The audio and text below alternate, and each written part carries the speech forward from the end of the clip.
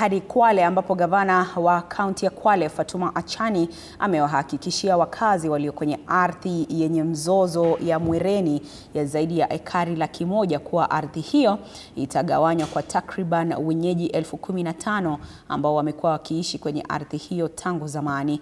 Achani ameyasema hayo baada ya watu kadhaa kudaiwa kughushi hati miliki ya ardhi hiyo ya jamii ya Mwereni na kuelekea mahakamani kusitisha mpango wa serikali ya kaunti kupima na kugawia wakazi.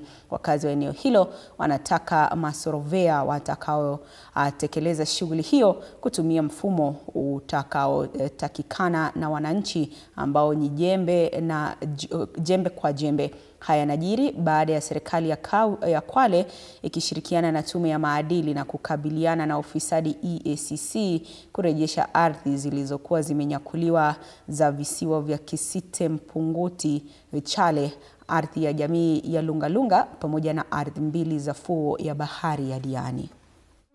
Lakini kiongozi ndio tunataka. Ama mnaanza kabila mwe.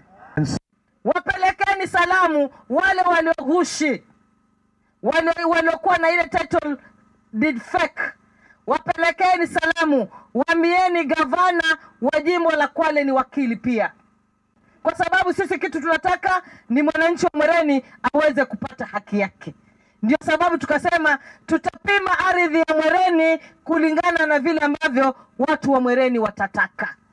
Si maneno ya gavana anataka nini ama mbunge anataka nini, ni mwananchi mwenyewe wa Mwereni anataka ardhi igawanywe vipi. Enzi za kuibiwa mashamba zilipita wakati huo wa viongozi wa dhalimu. Lakini mimi kwa uongozi wangu, uongozi wa Mheshimiwa Manza, uongozi wa Mheshimiwa Chiforomodo, hatutokubali mtu kuja kunyanyasa, mtu kuja kuibia wananchi wetu mashamba.